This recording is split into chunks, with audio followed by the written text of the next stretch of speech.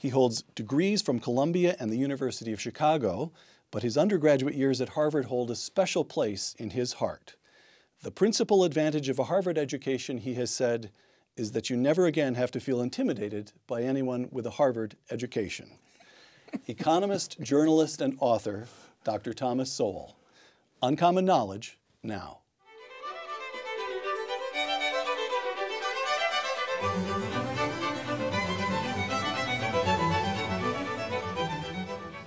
Welcome to Uncommon Knowledge. I'm Peter Robinson.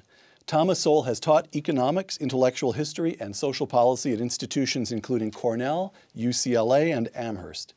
A fellow at the Hoover Institution at Stanford University, Dr. Sowell is the author of more than 24 books. His most recent, Intellectuals and Race. Tom Sowell, welcome. Good to be here. The progressives. I'll quote Intellectuals and Race. Broadly speaking, while in the progressive era, socioeconomic differences were attributed to race, in the liberal era, such differences were often attributed to racism. Let's take each in turn, the progressives and the liberals. The progressives, of course, dominated the first several decades of the last century. Who were they? And broadly speaking, what did they believe about race? They believed that differences in performances and outcomes between races were due to genetics. And therefore, that they also believed in things like eugenics. And they set the stage for what ultimately became the Holocaust. And why did they call themselves progressives? Or why did they come to be called progressives? Well, I guess they seem to think that they alone were interested in progress.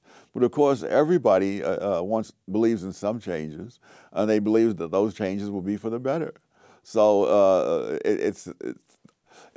it's hard for me to understand how they could distinguish themselves from others by that term, but they believe they could, and I guess that's what matters. All right. You quote H.L. Mencken, whom you call a prominent intellectual during the progressive era, quote, "It is apparent that the Negro, no matter how much he is educated, must remain, as a race, in a condition of subservience, that he must remain the inferior. Therefore, the effort to educate him has awakened in his mind ambitions and aspirations which, in the very nature of things, must go unrealized." Close quote. It's that phrase, "in the very nature of things," yes, that gets to the view. Yes, that was a pervasive view during that era. And it is straightforward, pure racism in the strict sense of believing that the races are materially different from one another. Yes. It's sort of hard to...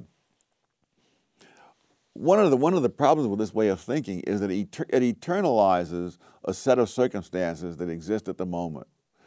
And when you realize how even a whole century is just a blink of an eye in the history of the human race, and when you realize, for example, that IQ tests have only existed for about a century and are by no means infallible,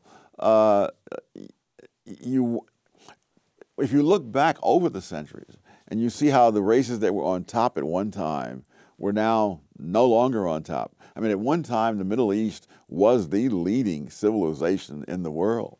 And before them, China, for even more centuries, was the leading civilization of the world. And even within Europe, it was precisely the Southern Europeans who were so much more advanced than the people in Britain or Scandinavia back in the days of Greece and Rome. Greece and Rome.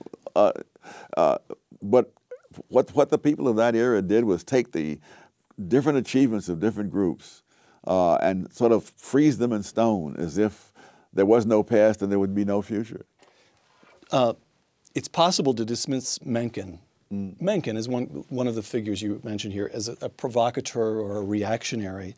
But you note that his views were shared by John Maynard Keynes, H.G. Wells, George Bernard Shaw, Woodrow Wilson, leading figures, yes, looked upon even today as leading intellectuals of the first years of the 20th century. They weren't bad or malevolent people. No. Talk for a moment or two, because they based, as best I can tell from the book, the IQ tests. They believed that they actually had objective evidence. They had proof of the differences between races arising from these intelligence tests that began to be given around the time of the First World War. Yes. Where do these tests come from? different places, some from Stanford, Terman, for example. But one of the people, Brigham, who was the author of the College Board Scholastic Aptitude Test, made the argument that these tests disprove the idea that Jews were very intelligent because they scored low on the Army mental test in the First World War. And now 7 years later, he finally comes out and says, that admits that his conclusion was without foundation because many of the immigrants who took that test were raised in homes where people didn't speak English. They didn't look into the data on blacks, my gosh, the amount of education that blacks had at that time was pathetic, and the quality was even worse. So one of the ironies that I found in going through these things in detail was that if you look at the Army tests, that blacks did much worse on very easy questions that required a knowledge of words than on much more difficult questions that did not. And so, for example, the questions were, tell which of the following are opposites. And they had things like black and white, night and day, up and down. And blacks got wiped out on those tests. And the reason is that how many of them knew what the word opposite meant at that point? Right. But the other tests, for example, required you to look at pictures of stacks of blocks, including some blocks you couldn't see, but which you had to infer from the shape of the stack and count them. And blacks didn't do nearly as badly on those tests. Got it. You also note that certain cultural groups scored especially low on abstract reasoning. It's not just African Americans. It's also Gaelic speakers in the Scottish Hebrides. It's Indians in South Africa. It's working class children in rural England. It's lower class youngsters in Venezuela. It's a particular culture that is perhaps too poor to have the time, as it were, or the intellectual resources to devote to abstract reasoning. I would look at it somewhat differently. You would? I would say that very often we try to explain, for example, why the Irish didn't do as well as the English. And the real question is, the real fact is that the Irish were much more typical of people around the world than were the English.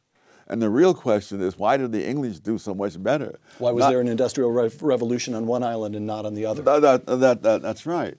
And I think the same thing here, that if you go far enough back in history, I suspect you'll find that most of the human race had no interest in abstractions. And so the question becomes, certain kinds of cultures do have a desire to get into abstractions, and that becomes an enormous advantage to them. But I wouldn't try to explain why the others didn't do it, because the others were unfortunately what the majority of the people are like in the world, even today. All right. Liberals, intellectuals, and race. If minorities were seen as the problem during the Progressive Era, the majority was seen as the problem during the liberal era that began after the Second World War. The central premise of liberal intellectuals for decades was that the racial problem was essentially inside the minds of white people. Explain that, Tom. Well, what Gunnar Myrdal, who did the classic study on this, said was that you didn't even have to look at what blacks did. You could only look at what the whites were thinking. And this suggests that that these random thoughts from nowhere were the reason for the problems.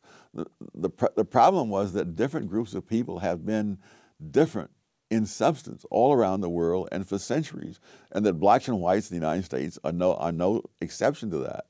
And it's very hard to have a society where people with very different cultures coexist.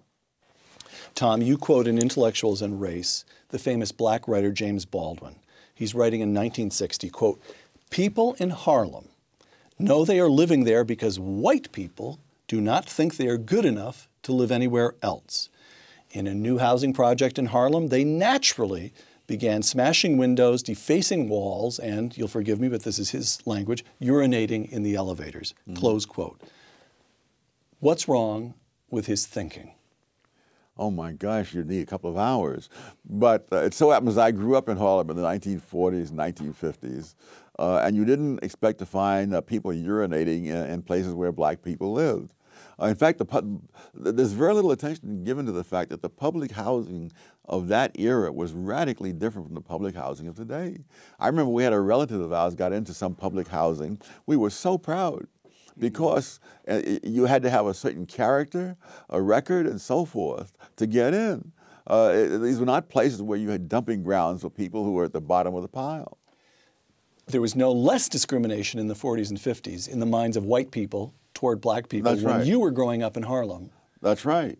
And yet Harlem, I was just thinking about this the other day, that great Duke Ellington classic, Take the A Train. Yeah. The A Train was and remains, as far as I know, the subway train up the west side of Manhattan. Yes. It's what white people used to get to Harlem. Harlem was an attractive place. It was a place of culture and excitement. So what was it then, if it wasn't in the minds of white people, what took place in Harlem in the 60s? I think the 60s was a period of general irrationality, and wherever there's irrationality, there are people who know how to turn that irrationality to their benefit. And you began to get some very opportunistic leaders who then began to say things that they knew to be false, but which they knew would advance their careers. Now, let me quote Intellectuals and Race one more time.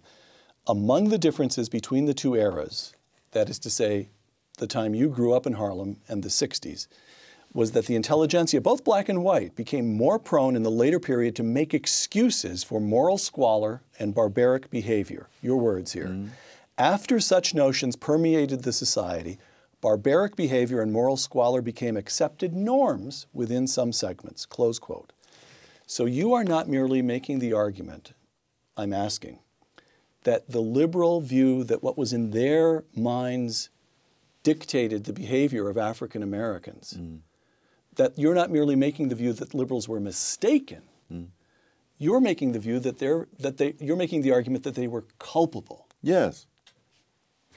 And as I point out in a few places in the book, you can go to England and see the very same pattern emerging, including this pattern where kids in school who are trying to do well get beaten up by other kids. Theodore Dalrymple is a doctor in Britain, and he writes about the kids who have to go to the hospital. They're so badly beaten up simply because they're doing well in school. And these are white kids, lower class in Britain. So you see the very same pattern. And all the things that are supposed to explain that pattern and explain it away among blacks are found among people who have none of those same factors. But what's the same in both places is that the intellectuals have told them that the world is unjust, that other people are keeping them down, that the fact that they don't have what other people have is somebody else's fault. And if you buy that vision, then of course there's no reason for you to do well in school. And you resent those who do well because they've bought into the enemy's way of thinking. Multiculturalism. First, the progressive era in Intellectuals and Race, then you deal with the liberal era, and then comes the era of multiculturalism. Intellectuals and Race, quote, the era of multiculturalism might be considered an extension of the liberal era, but it has evolved its own characteristics. Multiculturalism is an insistence that the particular cultures found among less fortunate groups are not to be blamed for disparities in income or education or crime rates, but are on net positive. Yes. Close quote. Explain that. Well, I don't know how to say it differently. You can't find any fault with any group that is less fortunate. There are no behaviors that they need to change in order to advance. Society needs to accept them as they are. In other words, the causes are to remain the same, but the effects are to change. And if the effects don't change, then it's society's fault. So, for example, there was a period, I'm trying to remember now, I believe it was in the mid-70s, when substandard English began to become viewed as a discipline of its own within linguistic studies and so forth. And for all I know, it was all perfectly legitimate that certain speech patterns would be traced back to various regions in Africa and so forth. And this is a language of its own. It has its own validity. But the argument, your argument would be, I don't really care what its validity is. It's holding people back. It's preventing them from participating in the wider society. Is that right? Absolutely. And also, none of these things went back to Africa. Oh, is that so? No. You can, yes, they did not go back to Africa. If you look at the peace, for example, using the word acts for ask and stuff like that, all of that goes back to the South. And it goes back to the parts of Britain from which white Southerners came. So if you trace calling hog entrails chitlins, that was in a certain section of Britain, the section from which whites moved into the South, and they were known as rednecks and crackers in Britain in centuries past before they ever set foot in the South. So the whole thing is as phony as the $3 bill. All right. Once again, intellectuals and race. The key word among advocates of multiculturalism became diversity. Yes. Sweeping claims for the benefits of demographic and cultural diversity have prevailed without a speck of evidence being asked for or given. Name a few institutions in which diversity is championed without evidence. Gosh, the question would be, name one where that isn't the case. I would say the whole Ivy League, Stanford, Berkeley. Corporate America? Yes. It's really miraculous almost. I mean, I can't think of a word that has gained such widespread use and which is utterly unchallenged without one speck of evidence. If you look at societies that are diverse, they have all they can do to avoid mutual bloodshed. I mean, India, for example, is very diverse, and you know it barely coheres as a nation. So. That's right. When India was given its freedom by Britain and split into India and Pakistan, I mean, the number of people slaughtered between Hindus and Muslims ran into the hundreds of thousands. All right. So this brings us to affirmative action, of course, and let's take a look at the 2003 Supreme Court case, Grutter versus Bollinger, in which the Supreme Court upheld the affirmative action admissions policy of the University of Michigan Law School. Writing for the majority, Justice Sandra Day O'Connor, the Constitution, quote, does not prohibit the tailored use of race in admissions decisions to further a compelling interest in obtaining the educational benefits that flow from a diverse student body, close quote. That's pretty high sounding. What's wrong with that? It would have been nice if she could produce one speck of evidence for it. Doesn't it feel intuitively correct, though? No. That you put students together with other students of different backgrounds? Let's assume for the sake of argument that it is intuitively accepted. That doesn't relieve you from having to look at the evidence to find out if that's true. One of the things that when I was going around, when I was taking my kids around to pick colleges, I would go into the lunchroom at lunchtime and look around. And if I found that all the black kids were at one table and all the white kids were at a different table, I knew what the atmosphere was at that school. I went to school in the 50s. I never saw that. So that you say what the benefits are going to be, and then you come along and test it. You don't just say, that sounds so wonderful, and there's no need to go any further. And if you look at what has happened in these places, you find that the polarization is far greater after these policies are followed than there were before. So the test, this never occurred to me before, but I think we've just invented the Sowell test. Well, the test is not admissions. The test is whether there's diversity at the lunch table. Well, there's that. Or people sitting with their groups of their own. Oh, yes. Okay. Intellectuals and race. Quote, a growing body of empirical data shows that black students mismatched with the colleges or universities they attend fail or drop out more often than other students. The problem is not that these black students are unqualified. The problem is that they are mismatched with the college or university that has admitted them for the sake of, quote, diversity. Now, what do you mean by mismatched? Well, I'll give a simple example. When I was teaching at Cornell back in the 60s, the average SAT score of black students at Cornell was at the 75th percentile. The average SAT for the white students in liberal arts was at the 99th percentile. we all taught to the students who were at the 99th percentile. Students who were at the 75th percentile had a hard time trying to keep up. They didn't have the reading speed, they didn't have the mathematical facility, and so on. Had these very same students gone to some place where the other students were at the 75th percentile, they'd have had no problem. Half the black students at Cornell at that time were on academic probation. It was even worse at MIT. The average black student, when this study was done some years ago at MIT, scored in the top 10% nationwide in math. They scored in the bottom 10% at MIT. So the point is, there are a lot of very good schools in America where they could have gone and been right in the swim of elite institutions, just not at MIT. That's right. All right. So we've established in Intellectuals and Race, the progressives are obviously culpable. They were racists. They were straightforward racists. Under Woodrow Wilson, you make the point, it was under Woodrow Wilson that certain agencies in the federal government first begin to enforce segregation. Yes, in Washington. So culpability on the part of the progressives. You've just told us that the liberals, by enunciating their views, insisting on them in public again and again and again, set up a kind of intellectual culture that made things worse, not better. Again, they're at fault. And now you're saying that multiculturalists, if only this example of bringing kids into institutions for which they're ill-qualified, you take bright, hardworking, otherwise perfectly well-qualified students and put them in the wrong institution, and you set them back in life. Yes. And they're culpable as well. They ought to know better. Yes. Intellectuals and Race, quote, "The intelligentsia pay no price for being wrong."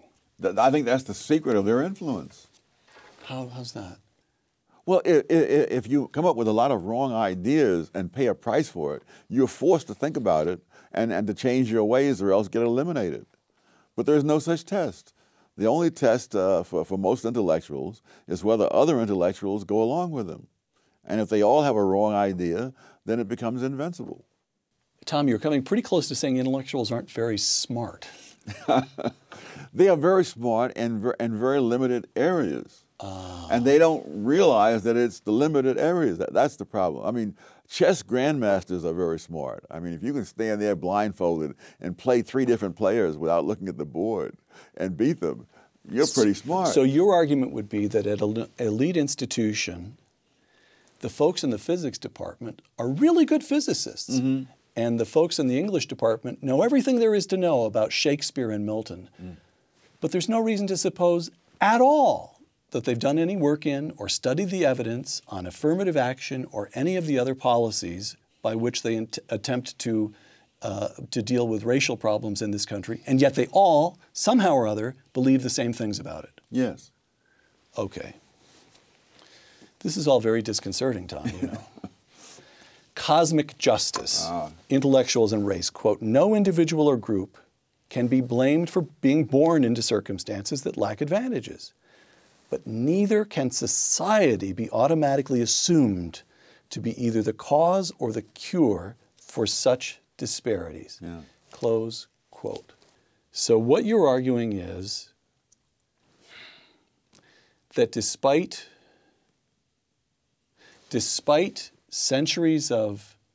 several centuries of slavery, I'm talking now about the African American experience in this country, slavery ends, you've got decades of Jim Crow, you've got policies that have created substandard conditions in one inner city in America after another to this day.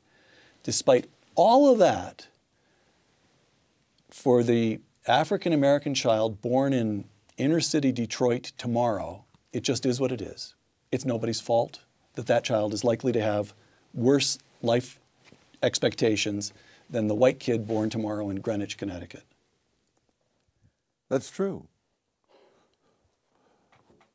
You can't, the ease with which people draw connections between one thing and another is just amazing. I mean, I mean, the average of black kid today, I think, is probably better off, certainly materially, than, say, Ben Carson was when he was growing up. Ben Carson, the famous black surgeon at Johns Hopkins. Right, right. Who is immensely accomplished in every way. Yes. Right. I would say that certainly the black kids who are growing up today have a higher material standard of living than I had. The difference was that the schools were good when I came along. They were especially good in New York at that time, hard as that is to believe. But the kids who grew up in that same place where I lived, they will not get that same education. Now that can be blamed on somebody, but it has very little to do with what happened 100 or 200 years ago. And it's true in other countries. I mean, in Nigeria, for example, there's a tribe, the Igbos, who are living in one of the least fertile parts of Nigeria, who were in fact enslaved in centuries past by other tribes and so on. When the British moved in and set up schools, the Igbos went for the schools. By the time Nigeria became independent, the Igbos had climbed above the other groups that had been ahead of them to begin with. So, but there are all kinds of cross currents of factors. The particular culture, or the particular geography, you run through the whole list of them. You cite, in Intellectuals and Race, you cite an observation by the intelligence expert, IQ scientist James Flynn, that just stopped me cold. After the Second World War, you've got large numbers of American troops remaining in Germany. For that matter, there's still several tens of thousands there today. And both black and white American soldiers had children with German women. And Flynn discovered that those children growing up in Germany showed no IQ differences at all. The black kids and the white kids, the same. Quoting Intellectuals and Race, Professor Flynn concluded that the reason was that the offspring of black soldiers in Germany, and now you're quoting Professor Flynn, grew up in a nation with no black subculture, close quote. Which means what? Which means they experienced exactly the same expectations. Is this the... No, the expectations are external. The culture in which they grew up was not the culture in which black kids grew up in America today. So they had... There's no gangster rap that was pervasively available in Germany. So here's what I'm getting. There is something about black subculture in America today that holds African Americans themselves back? Yes. In fact, I went into this in a previous book on which about black rednecks and white liberals, because that same subculture... Let's talk about two of your books here. Go ahead. Because that very same subculture held whites in the South back as well. That in the time, this mental testing in the First World War turned up, among other things, the fact that whites from various 4 or 5 southern states scored lower on the mental test than blacks from 4 or 5 northern states. And so it really was a question of the subculture that was there, which was a handicap to both. All right. And so whose job is it to say, wrong subculture, folks, you're harming yourselves? Well, I would think in an ideal world that intellectuals might take on that task, but the world that we live in, I've noticed, is not ideal. All right. What is to be done? Take a look at President Lyndon Johnson speaking at Howard University in 1965. Oh, yes. But freedom is not enough. You do not wipe away the scars of centuries by saying now, you are free to go where you want and do as you desire and choose the leaders you please.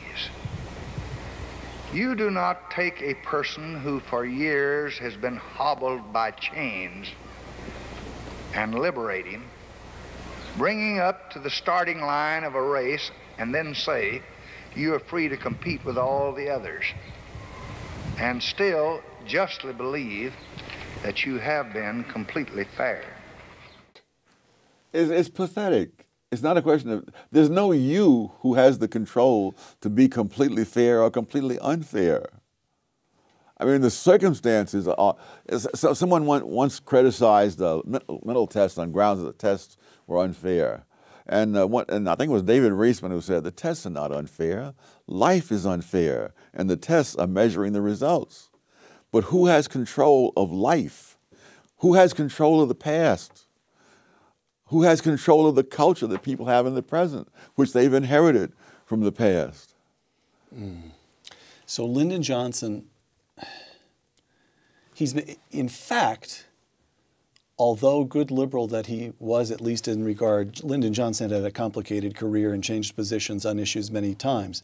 But good liberal though he was at that moment, he was in fact engaging in a breathtaking arrogance. Yes. On two counts. One, that white people were the ones who were responsible for where black people stood in the race, that it was up to whites entirely. That blacks, as he described, I'm devastating. The black people are passive; they're acted upon. That's right. That's right. And then the second act of arrogance is the supposition that somehow the federal government could fix it. Yes, it is staggering. But if you wanted to be charitable, you could say, well, he said this in 1965. But if you say, all right, why are people now repeating it in 2013 when we've had nearly half a century of experience to the contrary? And if you look within the black community, those blacks who had escaped what I call the black redneck culture, they've moved on. So, but it's the culture the different parts of the black community had. They were different. Daniel Patrick Moynihan, in his famous 1965 report entitled "The Negro Family: The Case for National Action," close quote. Longish quotation, but it gets to something, I believe. Moynihan, the fundamental problem is that of family structure. The Negro family in the urban ghettos is crumbling. A middle class has managed to save itself, but for vast numbers of the unskilled and poorly educated, the fabric of conventional social relationships has all but disintegrated. So long as this situation persists, the cycle of poverty and disadvantage will continue to repeat itself. Close quote. When Moynihan wrote those words, the illegitimacy rate among African Americans was 25%. Today, the illegitimacy rate among white Americans is 36%. Among Hispanics, more than 50%, and among African Americans, more than 70%. Yes. Aside from throwing up your hands in despair, what is to be done? The first thing to be done is to understand that this was a result of policies begun in the 1960s. This is not a legacy of what happened 100 years before the 1960s. The breakdown of the black family is not a legacy of slavery. No. If you, the classic study of this goes all the way back to the era of slavery, and they find that most black kids, even under slavery, had lived with two parents. And that was true all the way up until the 1960s. And so if you really want to find out what's changed, it has changed since the 1960s. And the fact that whites now have a higher rate of illegitimacy than blacks had when Moynihan wrote suggests that this is something that spreads out. But if you look at something else, if you look at those blacks, look at black husband-wife families, the poverty rate among such families has been in single digits every year since 1994. And so if you look at the external causes, why the husband and wife families and the welfare single mom families all are facing the same society and objective things, but the results are radically different because the cultures and values are different. So you would roll back welfare.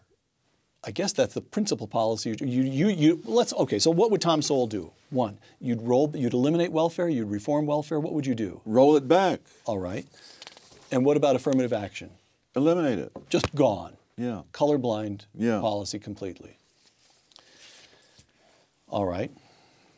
What prospect for that do you see? None.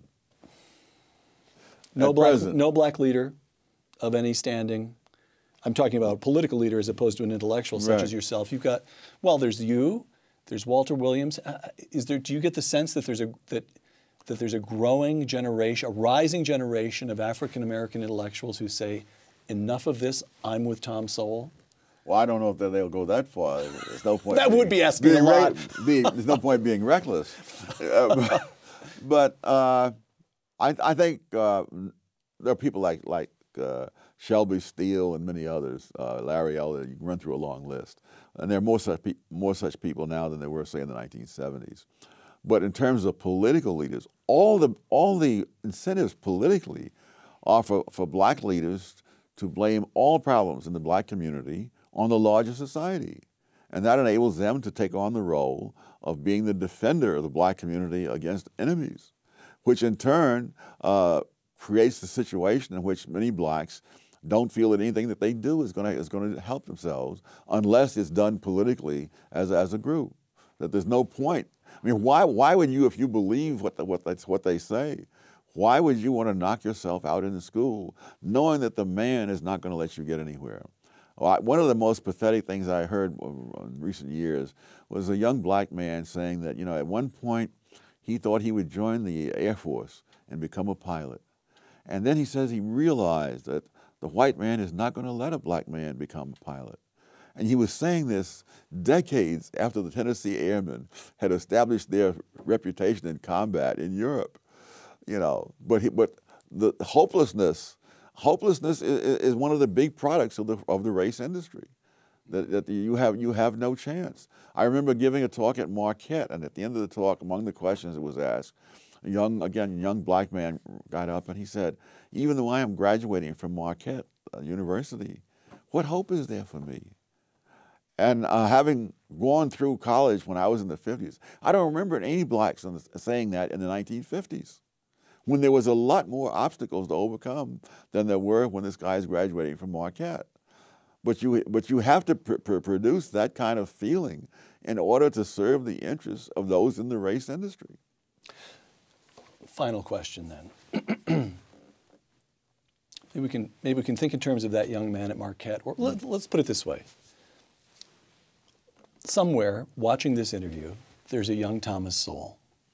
There's an African American who's smart and wants to do something with his life. It seems to me we've already got one piece of advice you'd offer to him is stay away from the races industry. Stay away from the race hustlers. What advice would you give a young Thomas Sowell? How do you make something of yourself as an African American in America today? The way anybody else would. You equip yourself with skills that people are willing to pay for. All right. Thomas Sowell, author of Intellectuals and Race, and Black Rednecks and White Liberals. Black Rednecks and White Liberals, and the author of another 24 other books, every one of them worth reading. Dr. Thomas Sowell, thank you. Thank you. For the Hoover Institution and the Wall Street Journal, I'm Peter Robinson.